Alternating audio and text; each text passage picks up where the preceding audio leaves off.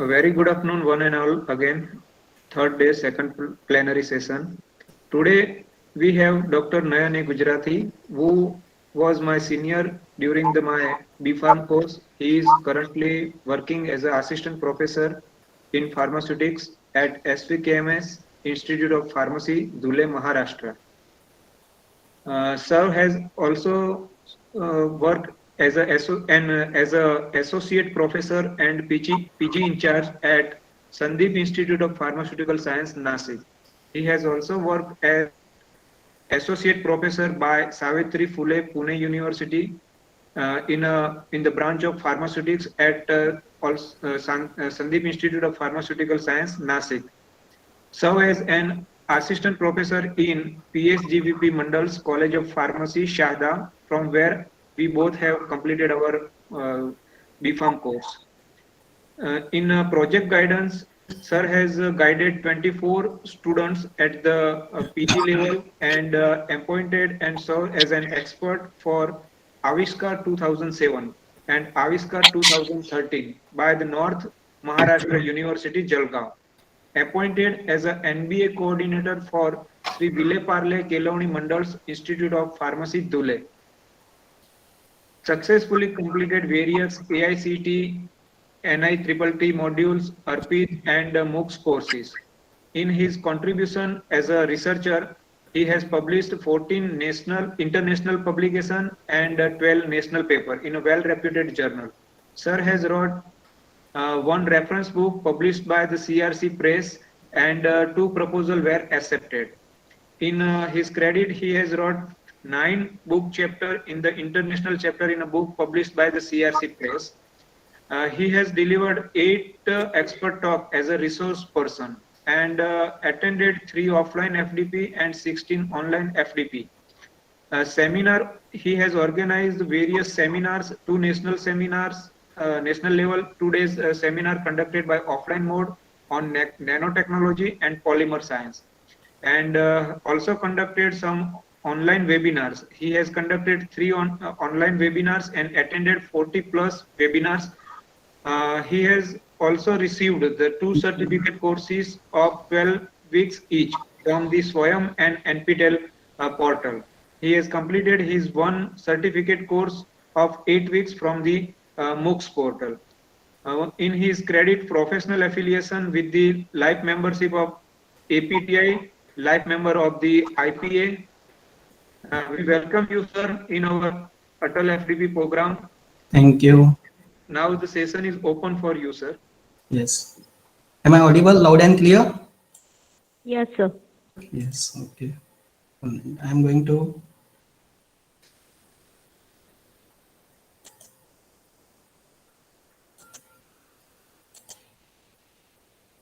share my screen.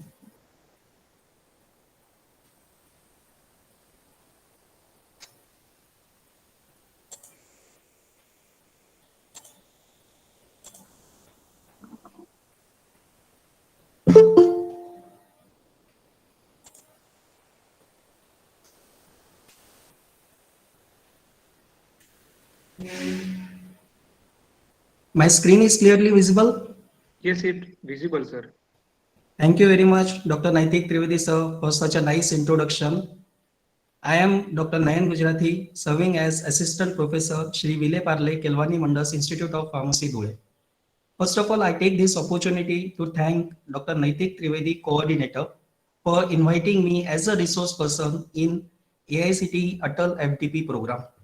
I extend my thanks to Dr. Manu Ora, AICTE Atal FDP peer reviewer, and Dr. Jolie Parekh, principal. I also convey my warm greetings to all participants who joined this program from different corners of the country. The title of my presentation today is Cooperative Learning and Innovative Strategy. Benjamin Franklin once said, "Tell me and I forget, teach me and I remember, and you involve me and I learn." Based on this principle, the cooperative learning strategy is successfully implemented. Let us explore the need of cooperative learning strategy. What are the challenges faced by 21st century learner? A 21st century learner, when admitted to higher educational institute, he really desires the quality education delivery system. At the same time, the accreditation board such as NBA and NAC also looking for outcome-based education through initiative in teaching and learning process, through ICT-based innovation, as well as active learning pedagogical technique. So, the teacher of 21st century consistently strives, he consistently take efforts to implement this pedagogical technique in day-to-day learning activities. However, for successful implementation of modern pedagogical technique, we have to first of all overcome the challenges associated with our conventional teaching learning technology. What are the different challenges which we are facing nowadays? First of all, the transformation of passive learning to active learning. Passive learning, no doubt, it is a teacher-centric. Teacher is solely responsible for learning of the student. Student is in passive mode. He will not take efforts, and that's why teacher will act as a commander. At the contrary, active learning is a student-centric method. Student himself involved in the process of learning, and that will lead to higher average retention rate. The second parameter, which is going to affect the learning style and student diversity.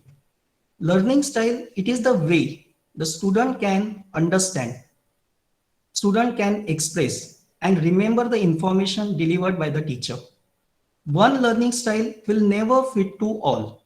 Say in a class of 60 students or 100 students, every individual entity has its own socio-economic background. The attentiveness, the involvement of the student will vary from person to person. At the same time, the prerequisite knowledge possessed by every student at the level of HSC, at first year level, second year level, third year level, will also vary with different inspirational and motivational resources. So for best learning, whatever the learning strategy which we are going to implement should matches with learning style as well as student diversity. The next parameter which is going to affect our teaching learning method is student engagement and student motivation. When we deliver a lecture in a class, it is observed that after every 15 to 20 minutes, the student lose focuses, and that needs to engage the student in some group activities. At the same time, we have to motivate student to learn. So these are the challenges in front of 21st century teacher, and we have to overcome it through implementation of active learning pedagogical technique or by means of cooperative learning. Now let us discuss about passive learning and the method which are say under passive learning that will affect the teaching learning process. The very first one is lecture. The instructor or the teacher, based on the need of 21st century learner, should able to differentiate between passive learning and active learning. No doubt, we have to adopt passive learning method too to inculcate the low order thinking skill. But we should have a proper blend of passive learning as well as active learning in order to deliver the content of syllabus. The very first scenario is delivering a lecture. Now in lecture, the student will acquire the knowledge through hearing the information which is delivered by the teacher. And the information is correlated. The information is understood by the student until he remains attentive. So the average percentage retention rate is up to 5%. And the 90% of our curriculum is delivered by lecture method. The second scenario is literature. Here, the student will acquire the knowledge by reading books, by going through online, say, search engine. He will use to refer online search engine, and he used to go through literature available on online resources, official guidelines and all. Now here, the activity which is performed by the student is to read. And when he read the information before lecture or after lecture, so the percent retention rate will be rise up to 10%. The third scenario is recorded video, is to watch video. Now, when we watch the video on any title which is prepared by instructor, teacher, or say it is resources from, it is download from any online resources. Here, the activity which is performed by the student is to see and hear. Both these activity will be performed simultaneously, and there is continuous motion of picture is going in front of student. That's why that keep the student engaged, and the percent retention rate will be increased up to 20%. The last method of passive learning is demonstration. In demonstration, the teacher used to explain the concept through demonstration. The demonstration is given by the teacher, and for that, it is say on instrument, maybe mechanical or analytical instrument, or say different study models were used by the teacher to explain the concept. Let us take one example. If a teacher is giving a demonstration on compression machine, how to manufacture tablet, then he used to explain the whole process with the help of that instrument. There are different parts, say upper punch, lower punch, die cavity, how the granules will flow from hopper to die cavity, and when it comes under compression roll, the pressure is applied and tablet is manufactured. Now here, the student learn the whole process of manufacturing, and the process of manufacturing is actualized, it is actualized in front of him by the teacher. So he came to know the whole process, and he used to retain the information up to 30%. Next one is active learning. Now the average retention rate for passive learning is up to 30%, which not serve the purpose of learning. So we have to explore different methods which can use to increase the average retention rate. So what are that? As per active learning, the very first one is group discussion. In group discussion, we used to first of all create a group of students in a class. The instructor used to identify the group. He divide the whole class in a group of 5 or 6 students in each group. Now this group discussion, in group discussion, first of all student will learn that concept. Either he listened to the concept delivered by the teacher, or he go through literature survey by reading activities. And then he used to discuss the concept with his partner, the member of group. So the activity performed by the student is to say, to discuss with the group member, and at the same time he write the solution of the problem which is allotted for the topic which is allotted to him. So in this case, the involvement of student is there in the process of learning, and the percentage retention rate will go up to 50%. The next type of active learning is presentation. In presentation, the student used to create the PowerPoint presentation. The student will present in group or say individual. Now, when he have to create a presentation, first of all, he will go through the concept, he will go through literature survey, and he will read the whole information, and then he will sort that information, organize that information in a proper way. So in case of presentation, the activity performed by the student is to say, when he share that presentation in front of class, he used to say the information. At the same time, when he create, he spend sufficient time to create that presentation. So he write down each and every information related to that concept, theoretical concept or allotted topic, and the average retention rate will be rise up to 60 to 70%. Now, the next method is simulation. It is very interesting. Simulation actually means a situation. We have to create a situation or process. Let us consider a student of computer engineer. He used to develop a software. Say it is an existing software, it is already available in market, and the same software is developed by the student of computer engineer, or an application is developed by a student. Now this process is known as computer simulation. Here, in order to develop that software, student have to perform the activity. So the activity performed by the student is to say and do. Say means what?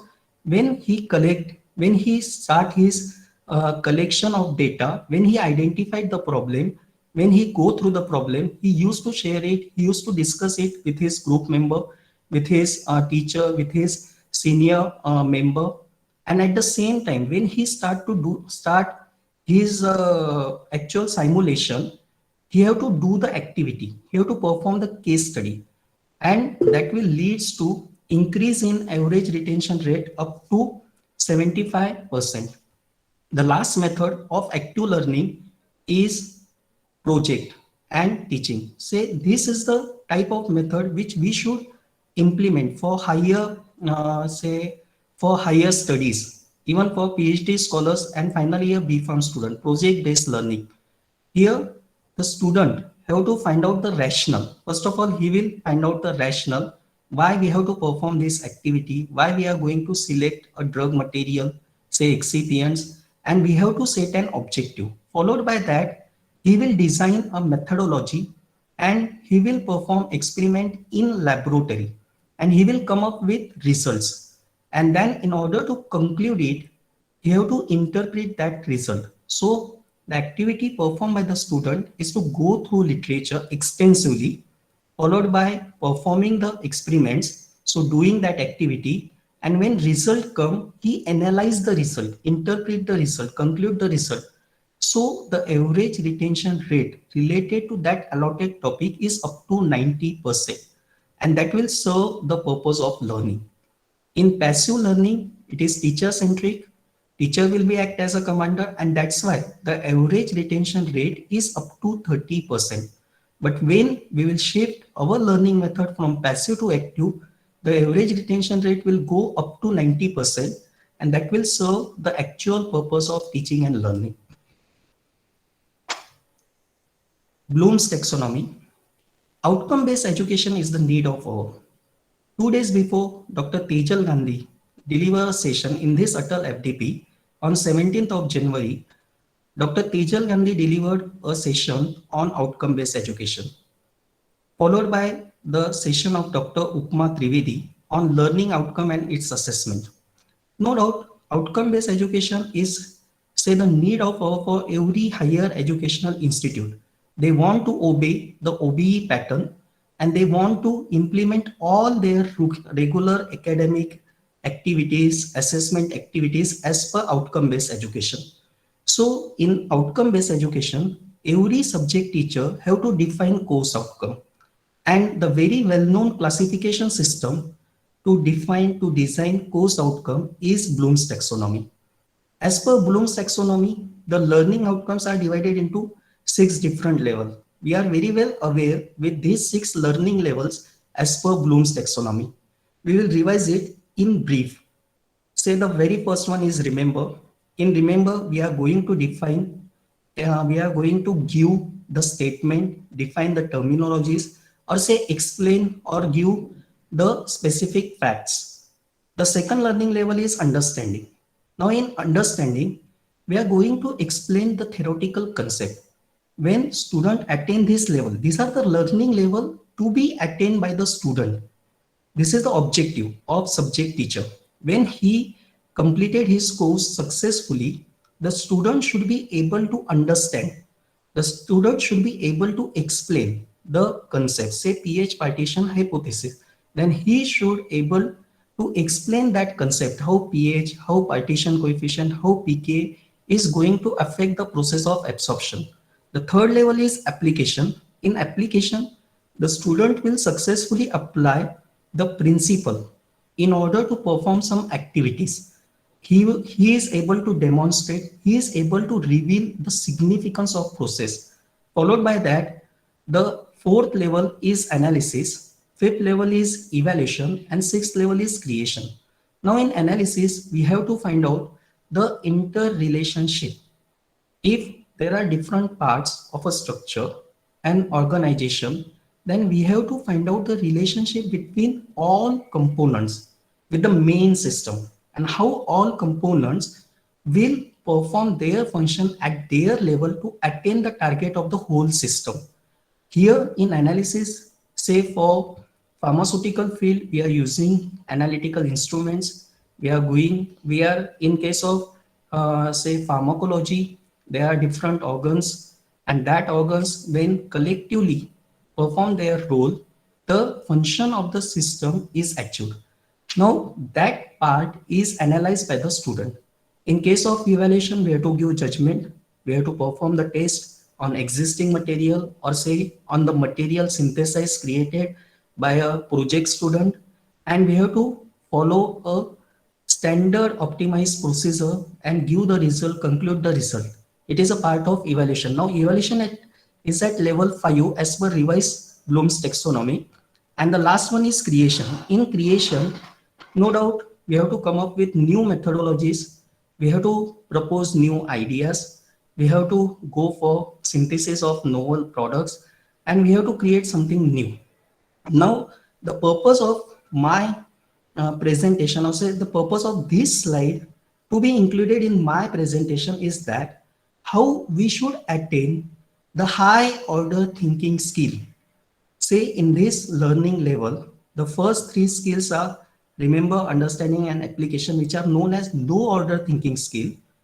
And the level number 4, 5, 6 are called as high order thinking skill. So how we should attain the high order thinking skill through our learning methods, through our strategy, learning strategy.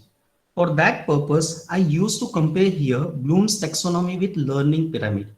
Learning pyramid is given by Edgar Gale in 1990. And as per Edgar Gale, the first four methods are categorized under passive learning that I have explained earlier. And the above three methods, say discussion forum, practice by doing, and teaching others, or say performing projects, these are under active learning. Now, in order to attain level 1, 2, 3, when I am delivering a subject, when I am deal with any subject, and if I define the course outcome, the level should be from 1 to 6, depend on content of syllabus, depend on the level of student.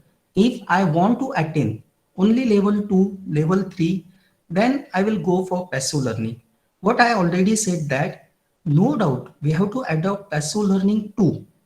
There is an appropriate blend of passive learning and active learning. Both methods should be run parallel to each other.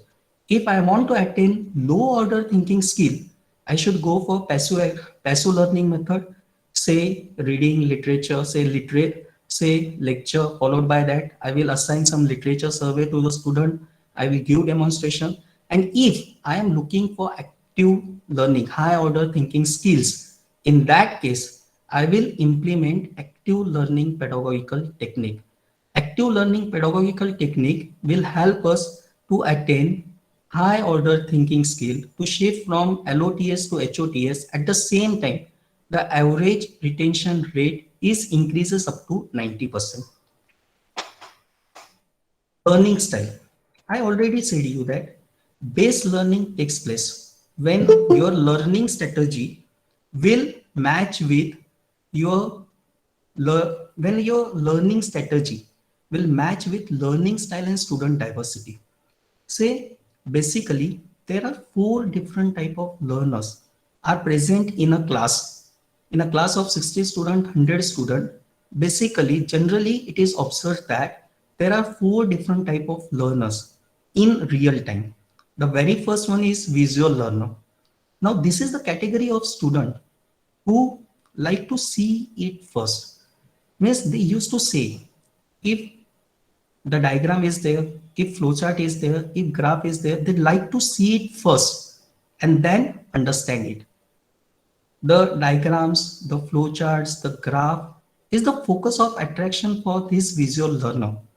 Visual learner will interpret the graph, and on the basis of that interpretation, they used to learn the concept. Say diagram of your cardiovascular system, they see that diagram and then they come to know what are the different organs, how they will interrelated with each other, and how they are going to perform the function of purification of blood, of pumping the blood throughout the body. So visual learner is the first category. Second category is auditory learner. Now auditory learner is just similar to visual learner, only here they want that let me explain it first. whatever the concept, whatever the terminology or say background of any topic, at first you should explain me. And I would like to see it also. But explain me it first. They generally prefer group discussion. They used to avoid eye contact when they concentrate in class, seminar, and in order to remain focused, they avoid eye contact. They love soft background music too. The third type of learner which is exists in our class is known as intuitive and reflective learner. These are the type of learners say imaginative in nature. They love to think it first. If any picture is there, if any say concept is there, title is there, or any activity is there which they have to perform, then they first of all create a picture in their mind. And once they are completely clear, they are looking for meaning of the statement. And once they are completely say clear about the concept, maybe they get delay in initiation. But once they started, they are very quick in completing that activity. This type of learner, imaginative in nature, intuitive and reflective learner, they like variety and they always look for conceptual understanding. And that is what the positive point of intuitive and reflective learner. The most interesting type of learner is kinesthetic learner. It is also known as sensing learner. They used to perform practical. They say that let me experience it first. If there is any material, if there is any say activity, I will do it. Okay, let me try it and then I will understand it. So hands-on analytical instrument, hands-on compression machine, hands-on mechanical instruments. One thing we have to note about this learner, they jump in prematurely in any activity. They are known as sensor. And in the field of technical field, say pharmacy also, engineering also, we find out the student of this nature, which are known as sensor. So now our main purpose is to cater the need of all these four learners through our learning strategy. And for that, we have to create a video session. We have to introduce video session that will help visual learner as well as auditory learner to learn the concept. We have to engage the student in group discussion. We have to give them activity. We have to ask them to perform the experiment to come up with some formulation in laboratory. So this will cater the need of all type of different learners. Next point is student diversity. We have slow learners. We also have advanced learner in our class. Now, in case of self-learner, our teaching strategy should meet the requirement and we should always motivate slow learner to learn. For that, self-paced method is used. It is an individualistic method. Here, the video is shared with your student. The video session is created by the instructor, and he used to share it with the student. Now, student will go through this video session. He used to pause it. He used to rewind it. He used to play it many number of times in order to understand the concept. So that is the technique which helps slow learner to come up to understand the topic. Peer learning and cooperative learning too will help slow learner to get the benefit of fast learner. How? We will explain it in detail as we proceed further. In case of advanced learner should always be motivated for competitive exams. And in order to go for competitive exam, the preparation of competitive exam, educational game is one of the very good pedagogical technique that should be implemented by every institute to increase the performance of advanced learner. How it is implemented, I will discuss with you in detail. Next one is student engagement. It is observed that when we deliver any information through lecture by lecture mode, after every 15 to 20 minutes, the student will lose their focus. And this need the student to engage in some activities, in group activities. A sort of motivation is needed at this point for every student. At its most fundamental level, I believe that teaching is all about engaging the mind of student. We should help our student to understand the vital theories, and they are able to apply that knowledge to perform very simple experiment. If you want to improve the engagement of student, then take a pause in a lecture, ask one question, allow them to think on it. I really love when my question makes some student to think and finally learn. Say, what is the difference between solubility and dissolution? Both seems to be same, but when you go through it conceptually, you find out that solubility is a static property and dissolution is dynamic process. So allow student to think. It is all about inspiring the student to reflect intelligently at micro and macro level sociological issues. So, in order to motivate the student to learn, we have to offer them number of learning choices, and based on that, whatever the learning outcomes of a course can be attained.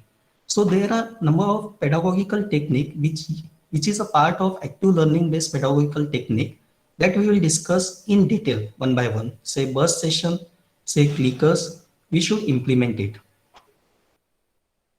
plainly. Now, as a teacher, as an instructor, when I enter in a class, I we all have sound scientific knowledge. We are very much clear with the theoretical concept.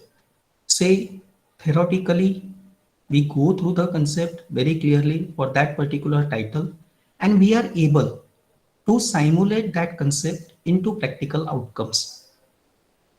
Every subject teacher have designed the course outcome, and they have set some learning goals for their course. After successful completion of that course, the learning goal should be attained by the student. Now, in order to attain that goal, we have to go for blending technology. Say, when content knowledge, a sound scientific content knowledge is blended with pedagogical knowledge, pedagogical technique, then this is known as pedagogical content knowledge, PCK.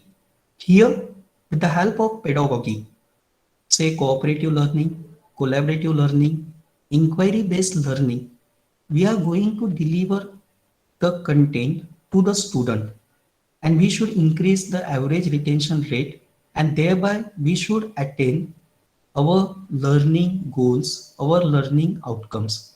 So this type of technology is called as pedagogical content knowledge.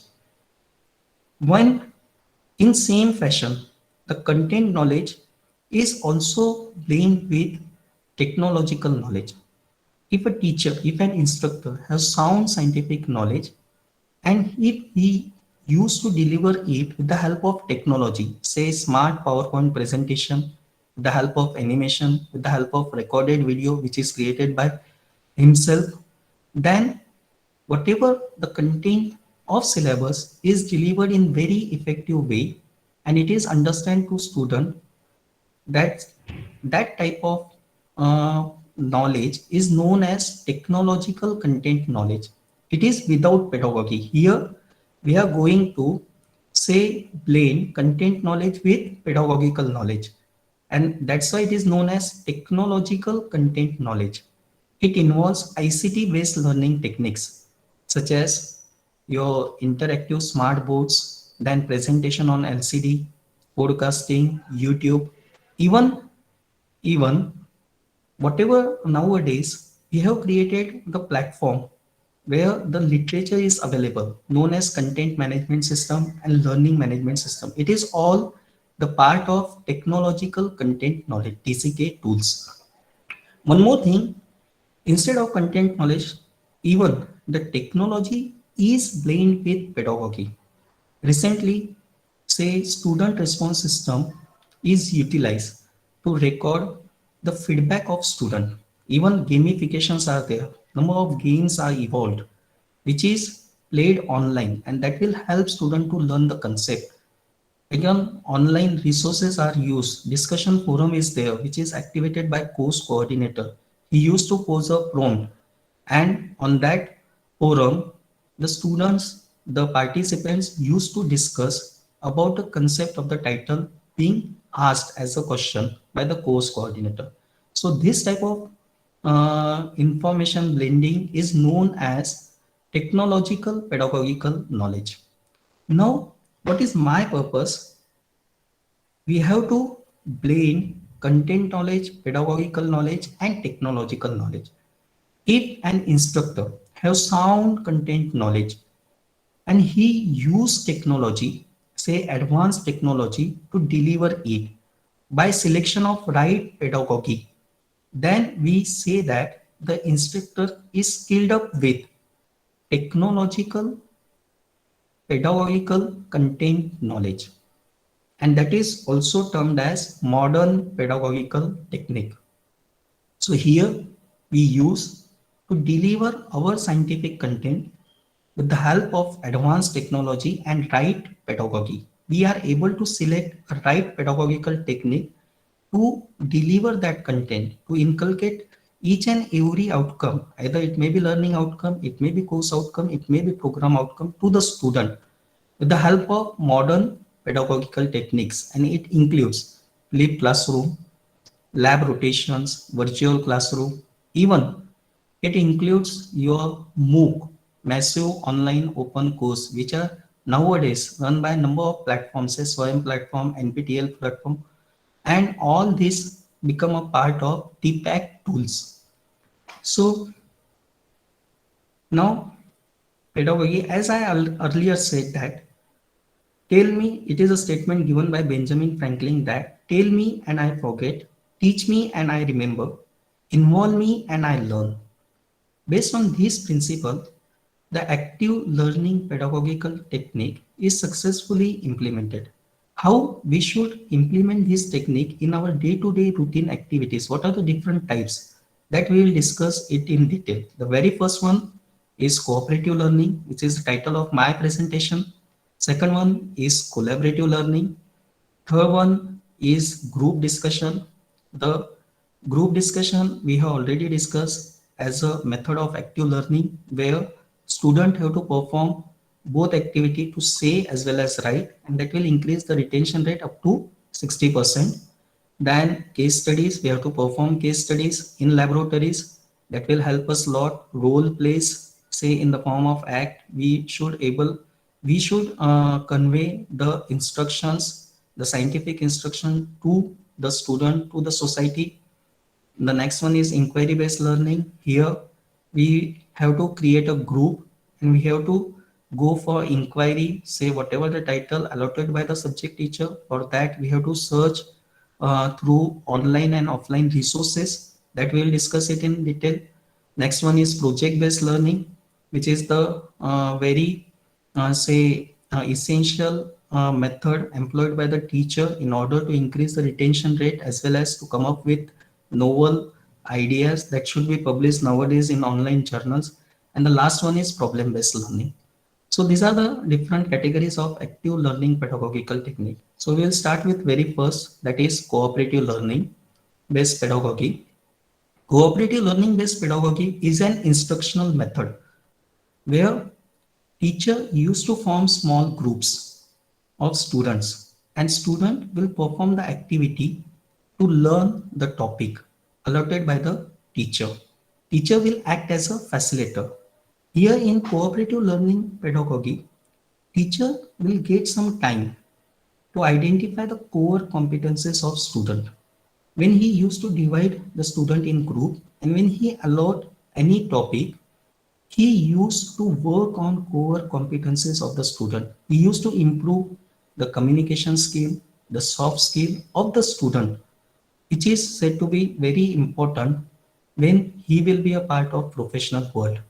At the same time, cooperative learning pedagogy will create an environment where students should perform the activity in group in such a way that he should mimic the condition, he should say simulate the condition of real world challenge.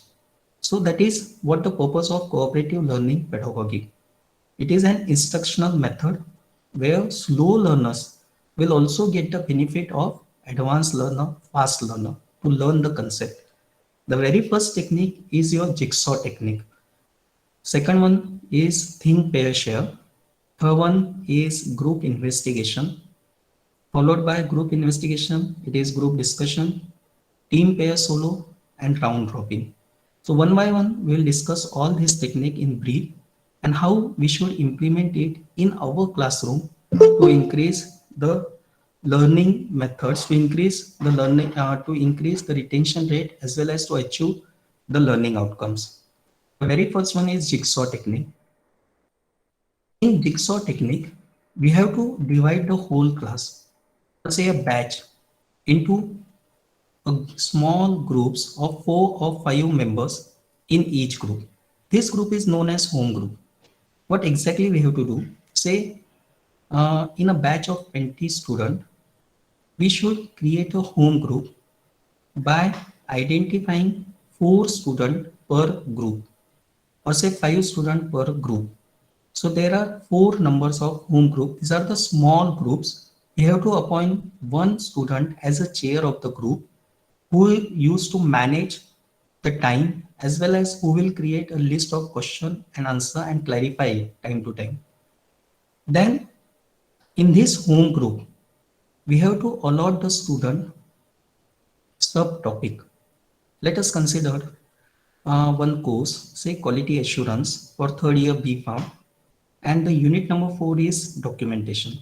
So in this unit number 4, there are different subtitles, say batch manufacturing record, master formula record, quality audit, and standard operating procedures. So what we will do, we will allot these 4 different topics to 4 students of home group. Okay, so in home group, there are 4 members, and all these 4 members is allotted with individual topic, and there are total 4 number of home group exist in our batch. Say a batch of 16 students. So we have divided that batch of 16 students into 4 home groups, and that 4 home groups will be assigned with different subtopics, and that subtopics will be in same sequence for remaining home group. Now what exactly we have to do?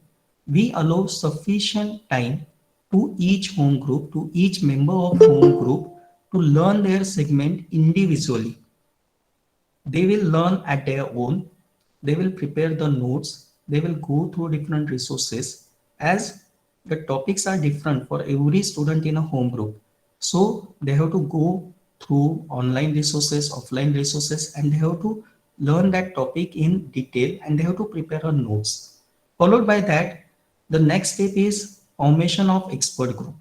Now expert group is created from the home group. We have to select at least one student from each home group with same subtopic. It is very interesting.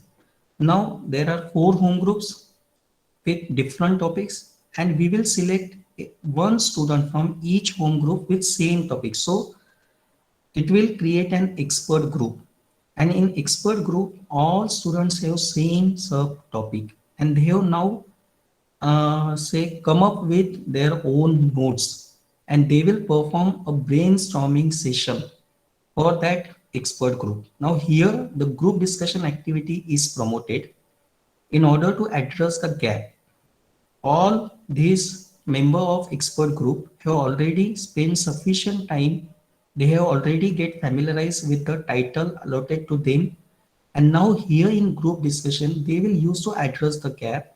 They will resolve all misconception related to that topic. They used to compare the ideas, and they will organize the content in a very clear and coherent way. Once they become master, once the concept is clear to every student of expert group, they will go return back to their home group, and they will give the presentation. They will clarify the doubts of every member of home group related to that topic. They used to discuss questionnaire, and they perform the activity still. the concept feel the topic is clear to every member of home group. So in Jigsaw, we have completed 4 different titles which are the part of your syllabus, and here now they are able to correlate that 4 subtitles with the main titles. Said for documentation, we need your standard operating procedure, batch manufacturing record, and what is the relationship, interrelationship they are able to understand. So they attain the level 4, that is analysis as per learning level. Sorry for disturbance.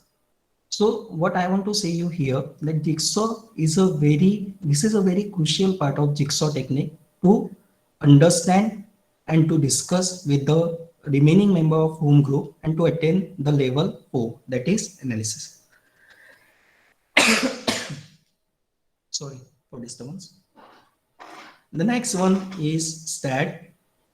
It is known as Student Team Achievement Division. It is also a type of cooperative learning. Here, first of all, we have to divide a class in a small group. Say a small group of 4 members each. Now, a same subtopic is allotted to all members of the group. Listen carefully. In case of jigsaw technique, we have allotted different subtopics in home group. Here, what we will do, we will divide it in small groups. We will divide the class in small groups of 4 members each. All that 4 members is allotted with same subtopic. First of all, ask them to learn at their own level individually, prepare their notes and go for discussion. Initially, after learning, they will go for discussion with group members.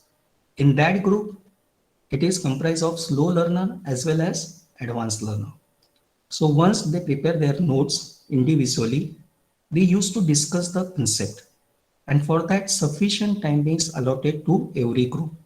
Once they got master in all their concept, once they clarify all doubts, now ask every student of a class to appear for quiz. And when they will appear for quiz, they will solve the paper at their own without any discussion. Once the quiz is conducted by the teacher, he used to release the score, and the scores are released for individual student. And now what we have to do, we have to prepare a list of score secured by every student, and we have to assess the performance of team. Here, when we will go for creating a group, we will create it by combination of slow learner and fast learner, and you have to identify the performance of every group in a class, and you have to rank them accordingly. So here we should attain the program outcome mentioned by NBA, that is program outcome number 6, say leadership qualities, as well as planning abilities, as well as delegation skill and organization skill. When how to work in team, we have to support each and every member of team, and we have to perform as a team. That is what inculcate in our class at day-to-day routine academic activities in order to attain program outcomes. Next one is think, pair, share. Think, pair, share as a cooperative learning method, it is first to be implemented. Being most simple and say very, sorry for disturbance. Yes, think, pair, share. Here, the teacher used to pose a question in front of class. What exactly we have observed in our day-to-day routine practice, every teacher face this situation that when we ask a question in a class, only a single student, every time, only a few student or single student used to answer your question. Even some student, many number of students do not feel challenged to think on a probable answer. It doesn't mean that the students are conceptually lacking or they do not prepare for the topic. But there is lack of self-confidence. And in order to overcome it, think, pair, share is the right solution. In think, pair, share, at first, teacher will pose a question and then allow sufficient time to the student to think on it. Student will get solo time to think by their own. Student will write the answer on a question which is posed by the teacher in their notebook. Now they will turn to the classmate which is sitting next to him and he will make pair with that student, and now he will get some pair time to discuss about that concept with his partner. So student will form a pair with a batchmate who is sitting next to him, and he will address him whatever the say related to any concept, or say whatever the questions for that topic, or say he will discuss with the pair in pair. Followed by that, once the concept is completely clear to the student, then the teacher will randomly select 2 or 3 pairs from a class and ask them to share it, a probable answer with the whole class. So think, pair, share is said to be very easy method, and it is most widely used technique as a cooperative learning strategy.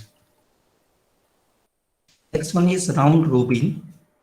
In round robin, we have to pose a prompt, means we have to create a title. The teacher will create a title and teacher in a class will distribute it to all students. Very simple. Round robin, it is a brainstorm about the topic without explaining, elaborating, discussing, or say without entertaining any question related to that topic. Here, a topic is given by the teacher. First of all, he will divide the student in a small groups. All that group member is sitting next to each other, and whatever the purpose of brainstorming is clearly explained by the teacher to student. The purpose of brainstorming is to only generate the ideas. We have not allow any time for discussion, for explaining, for elaborating the ideas. Only you have to answer it. Every student in a group will share his idea, and every student will get only one chance, and the next student will share his idea. So this round robin, one person, one idea at a time, and it keep going until all ideas are exhausted. So in case of round robin, what exactly we have to do? We have to create a list of responses. Once the teacher poses a prompt, it has rich array of responses, say factors influencing the process of absorption. So one by one, the student will put his idea, and that idea, a list of that idea is compiled. And once the list of idea is compiled, whatever the list form, it is reviewed and the result is synthesized, and this result will help us to implement another cooperative learning activity. Here we will not allow the time for discussion. The time limit is given to every group, and we have to generate as many as possible ideas. Very simple. Next one is inquiry based learning. In inquiry based learning, we have to divide the whole class in a group, say a group of 10 students. We have conducted this activity in our institute. We have divided the whole class in a group of 10 students each. Now this each individual group is assigned with the topic. A topic is assigned to every group. One topic is allotted, and the member of this group were asked to go for literature survey, to refer online resources as well as offline resources available in library, say official books, official guidelines, reference book, Even they should refer online resources for the allotted topic, PubMed, your journals and all. And once they have collected sufficient information about the topic, then they have to create a presentation. They have to collect all data and they have to organize it in a proper way. So what happened? Whatever the topic allotted by the teacher, that topic is inquired by the student through online and offline resources. That's why it is known as inquiry based learning. And in inquiry based learning, at last, at the end, student will create a presentation and he used to share it with the whole class. So here we have performed this activity in our institute. This is the name of the course, Industrial Pharmacy First. And the topic which is allotted is quality control test for parental product. Now this topic, say pyrogen test. On pyrogen test, a material is available in every official pharmacopoeias. In Indian pharmacopoeia, in British pharmacopoeia, in United States pharmacopoeia, even there are number of reference book that used to describe this pyrogen test. So what we have done, we have divided the class in a group of 10 students, and all these 10 students will go for literature in different type of resources. And once they collected information, now they have to abstract it. They have to prepare a flow chart. They have to learn the concept. Whatever the informations, whatever the different limits available in different official guidelines, that came to know, and it will help student to understand the concept in detail, in depth, and perform their best in competitive exams.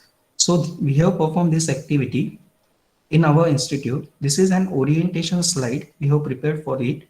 We used to orient the student at first what exactly they have मुझे to भी do. लग रही है पर रुकूंगी मैं.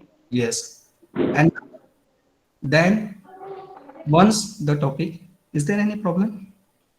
Yes, fine. Please, I request all participants to mute. So in inquiry based learning, what we have done, we ask them to go for literature, and once they have completed, they have find out the best possible answers, then they have to create a presentation of 4 to 5 slides and they have to present it in front of class. So this will attain level high order thinking skills level. As they have referred number of literature, the concept is clear to each and every student and the retention rate is up to 75%. Next one is educational game. It is also implemented by our institute. Here, the very first step is announcement of an educational game in front of whole class. The teacher used to announce it, say 15 or 21 days before, 15 to 20 days before the day of implementation. He allotted the topic to a whole class and asked students to learn that topic on their own. He divided the whole class in a group or in two groups, say team A and team B. Now, what is the purpose of this team? The members of team A and team B will create a set of questions, say 4 to 5 set of 10 questions each, that consists of multiple choice questions as well as short answer question. And this question should not be revealed by the team members. The question should keep it a secret. The question should not be revealed by the member of one team to another team. And the teacher will serve as a referee. The teacher will act as a referee on the day when the game is played. So the game is started. Team A will initiate the game by throwing the first ball, say in the form of question, on team B. The team B will answer that question. If the answer is correct, they will get 4 marks. If they are partially right, they will get 2 marks, and the game goes on. Next question will be posed by team B, and the team A members have to answer that question. So the time duration for this educational volleyball game is 30 minutes, and at the end we have to we have to keep a record of score, and that scores are released, and we will declare which team is said to be winner Now, what is the purpose of educational game? This educational game is specially performed for advanced learner, fast learner. It will create a competitive environment. When we allot one topic, a whole chapter to the student, they used to refer number of literature and they will come up with a very quality set of question in the form of MCQ, in the form of short answer. And they used to throw it on another team always and they have to score maximum. So it will create a competitive environment in your institute and it will help the advanced learner to perform their best in GATE, in GPAT for pharmacy, and it will help to increase the performance of student from higher education point of view, from competitive competition point of view in government jobs too. Next technique is burst session. Burst, it is observed that no doubt in student engagement we have seen that after a delivery of lecture, say 15 to 20 minutes after delivering a lecture, it was found that students lose their focuses. Okay, and if the instructor do not change his activity at this time, if he do not say come up with new learning strategy, then student will start daydreaming. Student will either go say student will lose their focuses or they will start to disturb others. So in order to overcome this situation, the burst session is there. We have to note that burst session is only performed for next 2 to 5 minutes. Burst session, it is an intentionally promoted an activity which is implemented by teacher in his lecture after every 20 minutes to retain the focus of the student. Here, what do you mean by burst group? Burst group is a very small group which is intentionally created. When I am delivering a lecture, I will take a pause after 15 to 20 minutes. I will pose a question. Okay, I will write a question or the name of the title in front of me on the board, and I will ask the question to the whole student and I will ask them to think on it and to write the answer in your notebook. Now I will give some time. Once they write their answer, say many of the student will write the answer, many of student will remain blank. So I will give some time to think. Followed by that, I will ask them to discuss about that answer with their colleagues in low voice level. So the humming sound is produced in the class and that is the characteristic of burst session. They will used to discuss in very small groups, say a group of 2 students or 3 students without changing their sitting arrangement. They used to discuss with the student who is sitting next to him. What is your answer? What is my answer? How it is created? How it is formulated? How it is evaluated? Whatever it may be, depend upon the question. And at low voice level, so there is some sound which is created that is known as say humming sound, and that's why it is called as burst session. Now teacher once again, after say 2 minutes or 3 minutes, teacher once again pose the same question and randomly he will select the student to answer that question properly. So this burst session group will help to retain the attention of the student. It will motivate student to learn the topic. At the same time, student engagement at large number we should achieve, and it is performed only for 2 to 3 minutes. This is the purpose of burst session. Next one is flipped classroom. Flipped classroom is classified as ICT based learning technology. In flipped classroom, we have say blend all three different type of your techniques, content knowledge with technological knowledge with your right pedagogical technique. In flipped classroom, whatever the traditional learning method is inverted. Here, first of all, we will share the material. Whatever the learning material, it is shared with the student. Earlier, earlier in the form of video session, say in the form of video session or in the form of literature. Again, the flipped classroom blended learning is further divided into 6 different models. There are different models. Based on that model, we should perform this activity. So how we have performed in our institute, very simple. What we have done, we have shared a video. We have asked every subject teacher to create a video on any topic through entire syllabus for their respective subject, and they have created one video. For my subject, I have prepared a video on Six Sigma model. So once I prepare a video, I shared it with the student of final year B Farm, and I asked them to go through each and every slide in detail, to hear that video, to try your level best to understand the concept which is delivered through the video.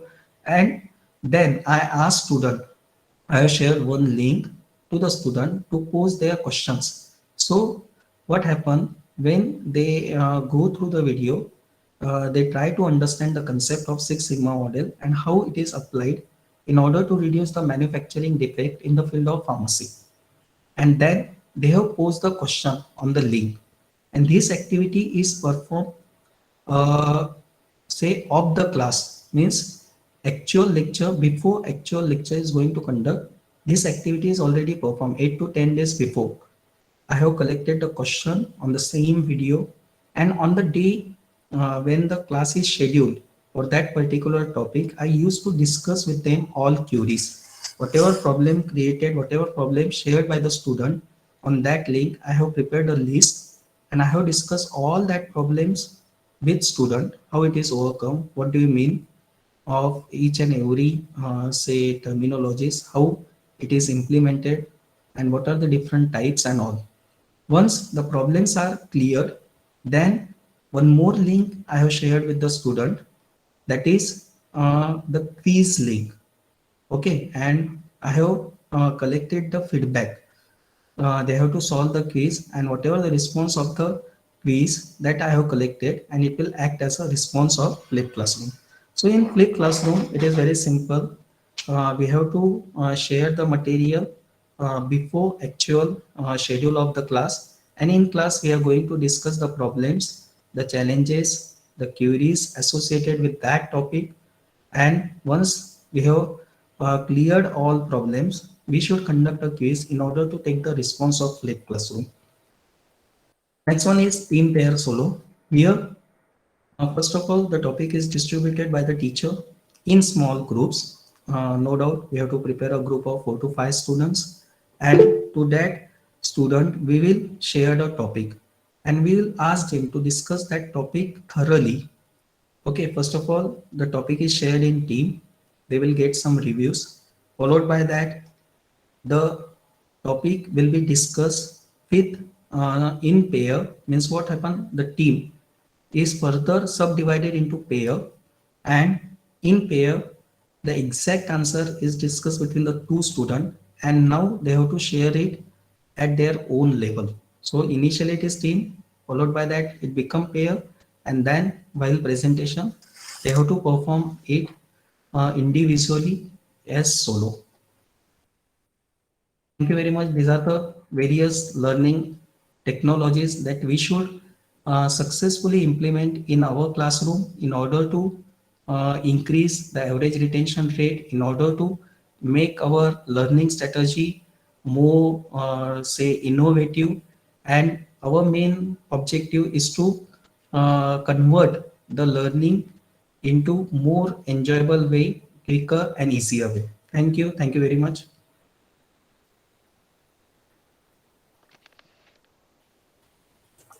If any participant wants to interact with the speaker, then session is open for the participant. Yes. I would like to address the question if there is any. Sir, good afternoon. My Afternoon. name is Puneet. Highly informative and highly focused session. Thank you very much. I Thanks. have a query, like you were saying, there are some passive learning and active learning modes, right? Yes. Right. So now the question comes, as it has been informed in many other presentations also, percentage wise, that Yes. when a student makes a presentation in class, it is the best way of learning a topic Right. compared to the lowest level where only lecturing is done.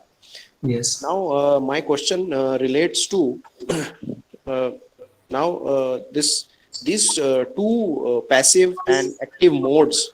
How actually, I mean, is there any weightage wise mechanism to be taken into consideration while devising, the Yes. different techniques? I mean, mixing these passive and active techniques. If you can help in that, Yeah. thank you. I really appreciate you, Mr. Puneet sir, for a very nice question related to passive and active learning. Actually, the main objective of this FDP program is to implement this activity in our day-to-day routine activities, teaching activities. Now, what exactly we are doing? Say 90% of our curriculum is delivered by passive learning methods through lectures. And in lecture, the teacher used to explain the concept. The teacher will serve as a commander, and student will remain in passive mode. Actually, efforts, the involvement of student is very less, and that's why the average retention rate is always low for passive learning. Now, why we have to shift towards active learning, and when we should shift towards active learning?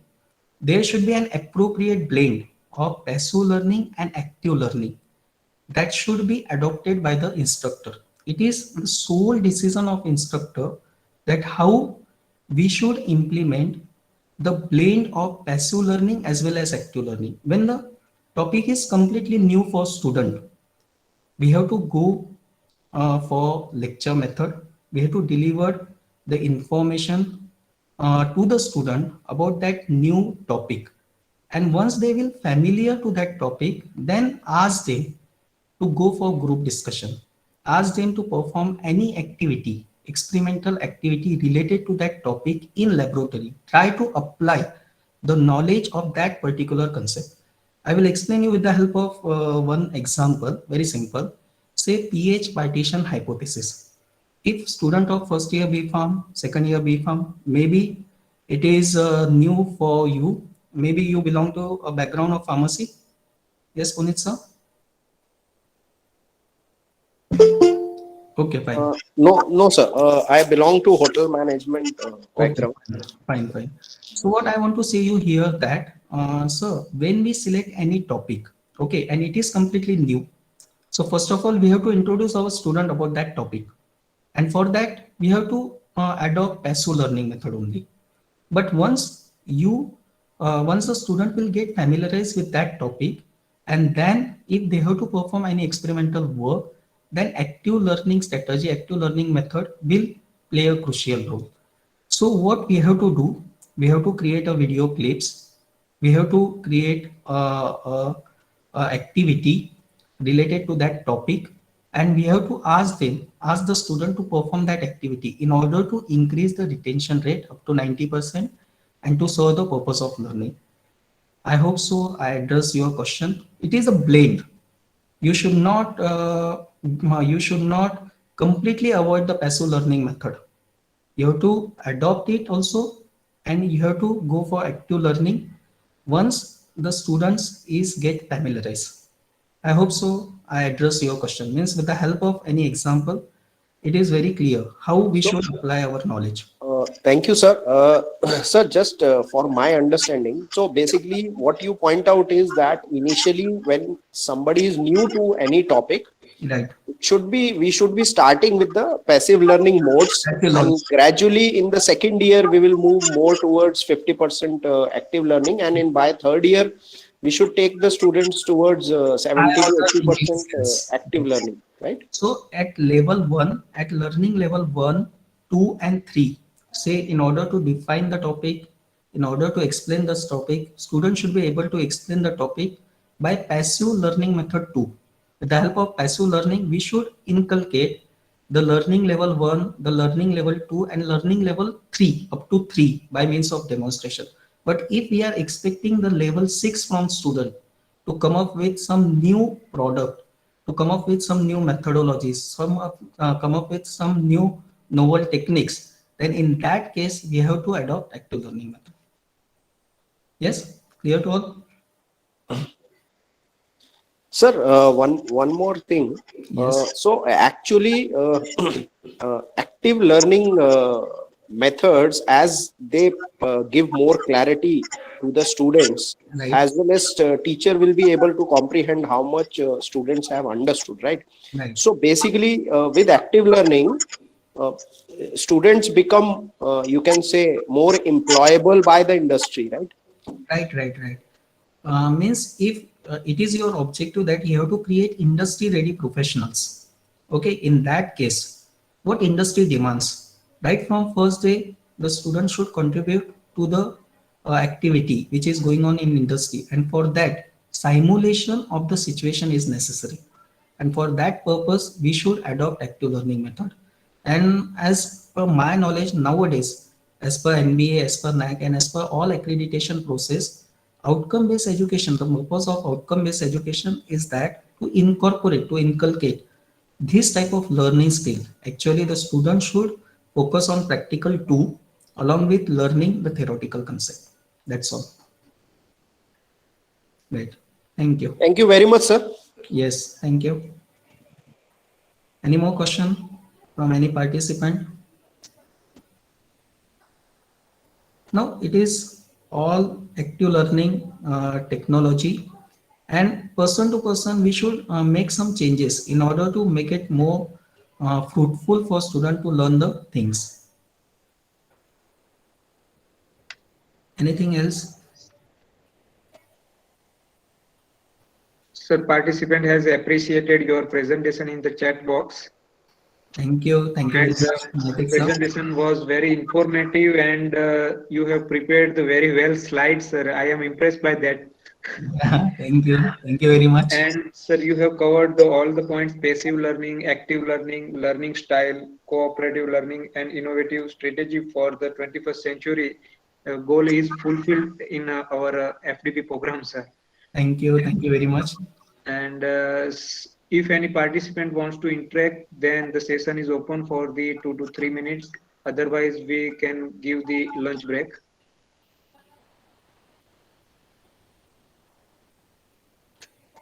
I am very much thankful to coordinator, to principal, Dr. Jolly Parekh, for inviting me to deliver this session. And it is very nice to interact with you all participants. Thank you very So much. nice to see Nice. you after the long time. I think we have met in 2005. Yes. It is too long now. Yeah, too long, sir. So it's good to see you, sir. Yes. Sir was my senior in my B.Pharm course, and Yes. he was the topper in our college. Yes. Actually, that is my pleasure to be a partner, to be a colleague like Dr. Naitik Trivedi. And though I am topper, but professionally his achievement is remarkable. Yeah, thanks, sir. Thank And thanks for giving your valuable time for this FDP, thank you very sir. much. Okay, sir. Have a nice day. Thank you. Bye bye. Take care, all of you.